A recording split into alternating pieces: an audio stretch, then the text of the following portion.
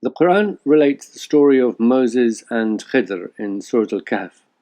There's a difference of opinion as to whether Khidr was a prophet or just a holy man. Anyway, the story relates three incidents, but I want to concentrate on the second one, where Khidr kills a boy and says it is because his parents were good and pious believers, but the boy was going to grow up to be bad and become a disbeliever.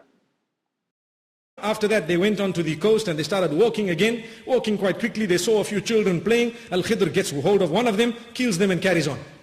As for that boy who I killed, Allah subhanahu wa ta'ala told me that had this child lived, he would have been a means of great sadness to his parents and a means of oppression to his parents, and he would have been a huge burden on his parents. So we caused his death right here and right now, so Allah would grant the parents other children who will be better. Is this a good moral story? I have a few questions. Is it fair to murder an innocent child because of something they haven't done yet? Is God's knowledge that a child will be an unbeliever and arrogant to one's believing parents sufficient grounds for God to kill them? If so, then what is the point of this life and free will? If God is so concerned about these good believing parents, then why not give them a righteous child from the start? Or make this one good? So there's no need for murdering an innocent child and spare the parents the horror and heartache of having their child murdered. And will simply giving them another child take away their memory and heal their heartache and grief? If God can decide to give these people a righteous child, then why not give everyone righteous children?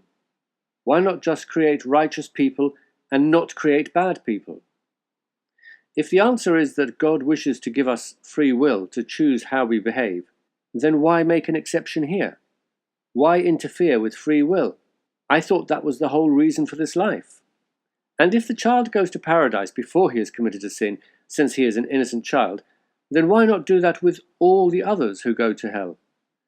Is it fair that he is exempt from this test, but not others? And is sending a wise man or prophet as an assassin the best way for an all-powerful God to conduct matters? A God who can just say be and it is? And if the child was going to be bad and arrogant, what's to stop him becoming bad and arrogant in heaven? If God or the reality of heaven will change him, then why can't the same be done for unbelievers burning eternally in hell? I thought the whole justification for eternal hell was that these arrogant unbelievers can never be changed. Also, if God felt it necessary to order a prophet to kill his child because in the future he would be arrogant to his parents, why didn't God order Hitler, Stalin or Pol Pot, or the many brutal tyrants and mass murderers to be killed when they were boys? I recognize that one of the good lessons of this story is that we shouldn't judge a situation by appearances. But has this lesson been presented in the best way? This is the Qur'an after all. It is supposed to be superhuman eloquence and wisdom presented in an inimitable way so that no human can match. But I have to say, I have heard this lesson presented in much better ways. For example, the old Chinese tale of the old farmer and his grandson relating a series of events that people rush to judge, but each time they discover they fail to see the greater picture. What concerns me about how the Qur'an presents this lesson is that it is easy to see how some might consider this to be justification for honor killing, which is a very real problem in many Muslim societies. I know Muslims will say that Khidr was a prophet or a holy man, and ordinary Muslims have no right or authority to commit such an act. But nevertheless, I can't avoid the conclusion that a perfect divine book would surely have been able to present its lessons in a way that couldn't be so easily misused.